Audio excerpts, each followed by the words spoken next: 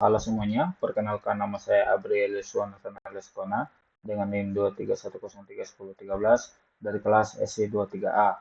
Pada kesempatan kali ini, saya akan mempresentasikan hasil pembuatan dashboard analisis saya menggunakan aplikasi Tableau untuk mata kuliah analitik dan visualisasi data. Jadi sebelum itu kita perlu mengetahui apa itu dashboard terlebih dahulu. Jadi dashboard itu adalah representasi visual dalam menyajikan data secara mudah dan ringkas agar pengguna itu dapat memahami informasi yang ada dan bisa mengambil sebuah keputusan.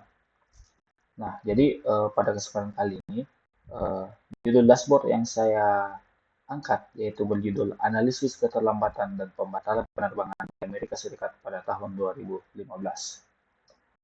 Oke, jadi dalam video ini saya akan menjelaskan beberapa poin penting. Yang pertama ada tema dashboard apa yang saya gunakan. Jadi dashboard yang saya buat ini tuh mengambil tema transportasi udara dengan fokus pada analisis keterlambatan dan pembatalan penerbangan di Amerika Serikat selama tahun 2015. Jadi dashboard ini tuh dirancang untuk membantu pengguna memahami performa maskapai dan bandara berdasarkan berbagai indikator operasional penerbangan. Nah, lalu kemudian tujuan dari pembuatan dashboard ini tuh untuk menyajikan informasi terkait performa penerbangan secara visual dan interaktif. Jadi melalui dashboard ini tuh pengguna dapat mengidentifikasi tingkat ketepatan waktu penerbangan, tingkat pembatalan penerbangan, penyebab utama keterlambatan, serta performa maskapai dan bandara berdasarkan data penerbangan pada tahun 2015. Nah, kemudian untuk sumber dataset yang saya gunakan sendiri itu saya peroleh pada website Kaggle. Ini dia sumber dataset yang saya gunakan dengan judul 2015 Flight Delays and Cancellation. Jadi untuk datanya sendiri itu terdiri dari 31 kolom dengan datasetnya sendiri itu terdiri dari 3 file dataset yang berbeda dengan jumlah datanya itu ada sekitar 500 data lebih selama tahun 2015. Oke, kita lanjut kepada komponen-komponen apa saja yang saya gunakan pada pembuatan dashboard ini. Jadi yang pertama ada komponen KPI atau Key Performance Indicator yang saya gunakan pada dashboard ini. Jumlah KPI yang saya gunakan itu ada 4 KPI. Yang pertama itu ada KPI Total Flights. Nah, jadi tujuan dari KPI pertama ini tuh untuk menunjukkan total jumlah penerbangan yang tercatat dalam dataset selama tahun 2015. Kita bisa lihat bahwa total penerbangannya itu ada 5,47 juta penerbangan selama pada tahun 2015. Kemudian untuk KPI kedua ada yang namanya on time rate. Nah, jadi KPI kedua ini tuh untuk menunjukkan persentase penerbangan yang tiba tepat waktu atau mengalami keterlambatan tidak lebih dari 15 menit. Nah, jadi ini menunjukkan persentase rata-rata penerbangan itu berapa persen tepat waktunya. Dan kalau kita lihat cukup baik ya, yaitu sebesar 80%, 80,8%. Nah, kemudian yang KPI ketiga itu ada yang namanya cancellation rate. Nah, jadi KPI yang ketiga itu untuk menunjukkan persentase penerbangan yang dibatalkan dibandingkan dengan total penerbangan yang tercatat. Nah, jadi intinya KPI ini itu untuk menunjukkan seberapa besar persentase penerbangan yang dibatalkan selama pada tahun 2015. Dan kalau kita lihat itu ada jumlahnya sebesar 1,58%. Ini menurut saya masih tergolong kecil ya, tidak terlalu besar secara signifikan. Terus KPI yang keempat atau KPI terakhir itu ada yang namanya average arrival delay. Nah, jadi KPI yang keempat ini itu untuk menunjukkan berapa persen rata-rata keterlambatan kedatangan penerbangan yang diukur dalam satuan menit. Nah, jadi kalau kita lihat rata-ratanya itu penerbangan itu mengalami keterlambatan kurang lebih 4,1 menit keterlambatannya selama tahun 2015. Nah, itu tadi adalah keempat KPI yang saya gunakan pada pembuatan dashboard saya. Nah, kemudian untuk visualisasinya sendiri juga ada 4 visualisasi yang saya buat. Yang pertama itu ada yang namanya monthly delay trend. Nah, jadi visualisasi yang pertama itu jenis visualisasinya saya menggunakan line chart. Nah, fungsi visualisasi ini itu apa? Yaitu untuk menampilkan tren rata-rata keterlambatan kedatangan penerbangan pada setiap bulan selama tahun 2015. Jadi kita bisa lihat grafik rata-rata keterlambatan penerbangan tuh tiap bulan tuh berapa rata-rata menitnya tiap bulan seperti itu. Terus visualisasi kedua itu ada yang namanya delay cost analysis. Jadi visualisasi kedua itu untuk menganalisis penyebab keterlambatan itu apa aja sih. Nah, untuk jenis visualisasinya sendiri itu saya menggunakan bar chart yang horizontal. Nah, jadi fungsi dari visualisasi itu untuk menunjukkan kontribusi masing-masing faktor penyebab keterlambatan penerbangan seperti airline delay, weather delay, dan late aircraft delay, serta ada security delay. Nah, jadi kalau kita lihat pada grafik yang penyebab delay paling besar itu disebabkan oleh late aircraft delay atau penerbangan yang terlambat. Totalnya itu ada sekitar 23,2 juta. Nah, kemudian untuk visualisasi yang ketiga itu ada namanya top 10 airlines by delay rate. Nah, jadi jenis visualisasinya itu sama juga seperti sebelumnya yaitu horizontal bar chart. Nah, jadi dari visualisasi itu kita bisa melihat 10 maskapai penerbangan dengan tingkat keterlambatan yang tertinggi berdasarkan data penerbangannya pada tahun 2015. Nah, bisa kita lihat maskapai dengan total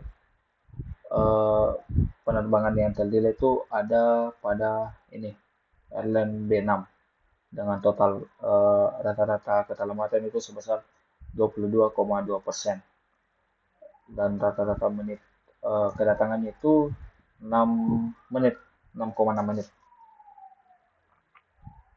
Kemudian visualisasi terakhir itu visualisasi airport performance map. Nah, untuk jenis visualisasi yang terakhir itu jenisnya itu map ya atau simbol map. Jadi fungsi dari visualisasi keempat ini itu untuk memvisualisasikan persebaran bandara di Amerika Serikat beserta performanya berdasarkan jumlah penerbangan dan rata-rata keterlambatannya. Nah, jadi kita bisa lihat pada map ini itu bandara-bandara yang ada pada kota-kota di Amerika Serikat beserta total penerbangannya sama rata-rata keterlambatannya itu berapa menit. Jadi makin orange wilayah tersebut atau makin gelap wilayah tersebut itu berarti keterlambatannya itu rata-rata keterlambatannya itu sangat besar ya. Contoh di Bandara OLD ini dia punya total penerbangan 60.000 tapi rata-rata keterlambatannya itu sebesar 62,3 menit. Wah, itu sudah sangat besar ya. Oke, kita lanjut ke tampilan akhir dashboardnya itu seperti ini ya. Jadi yang di bagian atas ini ada logo, terus judul dashboardnya apa, terus di sebelah kanan ada tombol filternya.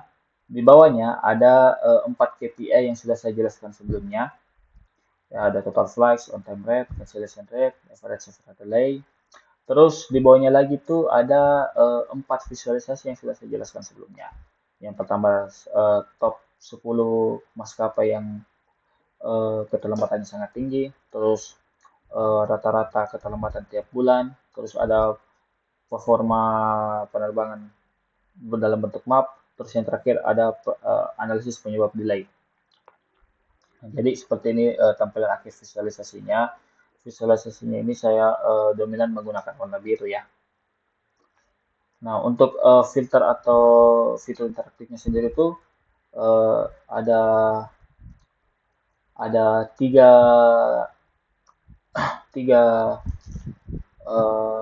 hal yang saya jadikan sebagai filter. Yang pertama itu ada bulan. Jadi kita bisa lihat contohnya sini misal di bulan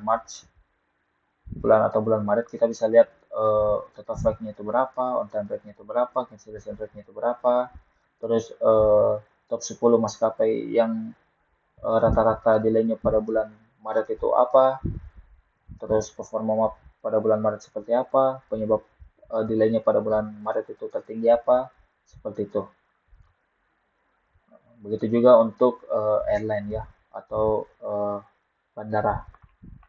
Nah, di sini misal saya pilih untuk kode bandara F9. Nah, jadi kita bisa lihat total penerbangan untuk B9 F9 itu berapa jumlahnya, on time rate-nya berapa, cancellation rate-nya berapa, uh, average arrival-nya 12,5 menit, seperti itu. Terus delay trainnya tiap bulan bagaimana performanya, penyebab keterlambatannya apa, dan lain sebagainya. Nah, yang terakhir itu mengenai, tadi itu yang di atas mengenai maskapai, yang di bawah ini mengenai bandaranya. Misal saya pilih bandara ADK yang ini. Jadi kita bisa lihat on time rate-nya berapa, penerbangan yang tertinggi itu di bandara itu apa, maskapai penerbangan yang paling tinggi keterlambatannya itu apa, delay train per bulannya bagaimana, penyebab keterlambatannya apa paling banyak, dan lain sebagainya. Nah, jadi fitur-filternya itu seperti itu. Kalau kita klik, dia akan muncul menu seperti ini, dan kalau kita close, filternya akan menghilang kembali, seperti itu. Nah, oke. Selanjutnya saya akan menjelaskan insight apa saja yang bisa didapatkan dari hasil visualisasi dashboard yang sudah saya buat ini. Yang pertama, pada KPI kita bisa lihat bahwa on time rate itu pada waktu penerbangan pada tahun 2015 itu tergolong cukup baik ya, karena nilai on time rate itu sebesar 80,8%. Jadi hal ini menunjukkan bahwa sebagian besar penerbangan itu berhasil tiba tepat waktu atau dengan keterlambatan itu relatif sangat kecil. Nah, terus yang kedua, kita bisa lihat penyebab keterlambatan paling besar itu adalah faktor late aircraft delay dengan total sebesar 23,2 juta. Diikuti airline delay sebesar 19 juta dan air system delay sebesar 12,6 juta. Nah, jadi temuan ini tuh menunjukkan bahwa keterlambatan penerbangan sebelumnya memberikan dampak berat terhadap jadwal penerbangan berikutnya. Jadi kalau misal penerbangan pertama mengalami keterlambatan, maka penerbangan berikutnya itu juga mengalami keterlambatan. Terus yang ketiga, keterlambatan penerbangan itu tidak terjadi secara merata sepanjang tahun. Rata-rata keterlambatan tertinggi itu terjadi pada bulan Juni, ya kita bisa lihat di sini pada grafik monthly delay trend dengan nilai sekitar 9,8 menit pada bulan Juni. Sedangkan pada bulan September dan Oktober dia itu rata-rata keterlambatannya itu model negatif atau di bawah 0. Hal ini menunjukkan bahwa beberapa penerbangan itu tiba lebih cepat dari jadwal yang ditentukan kalau dia nilainya negatif seperti ini. Jadi kalau bisa saya tarik kesimpulan, mengapa bulan Juni itu mengalami tingkat delay yang sangat tinggi itu dikarenakan pada bulan Juni itu ada banyak penerbangan yang terjadi sehingga terjadi keterlambatan penerbangan pada jadwal yang sudah ditentukan sebelumnya.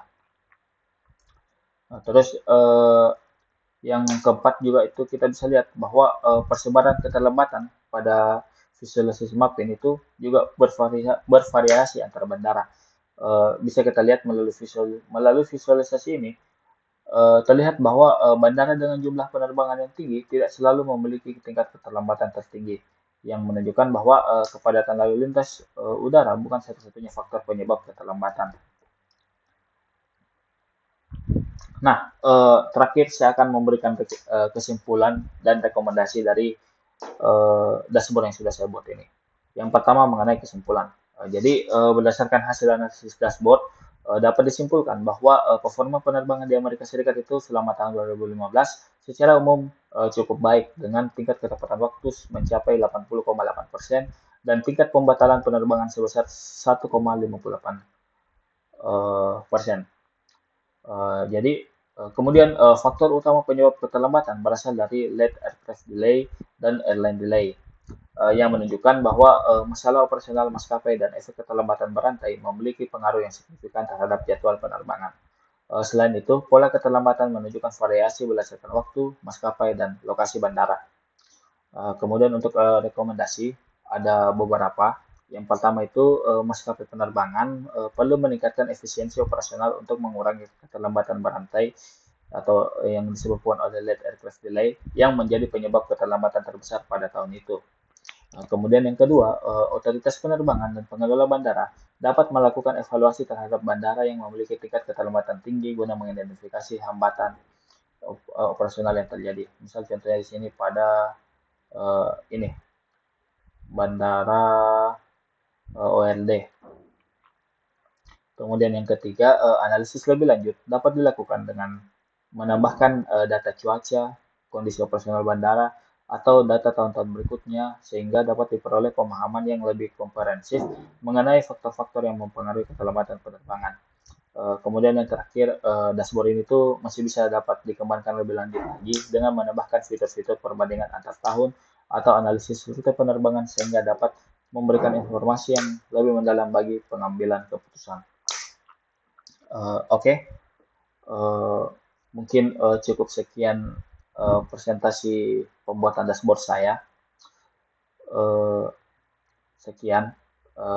Mohon maaf bila ada kesalahan kata, lebih dan kurangnya mohon dimaafkan. Terima kasih dan sampai jumpa.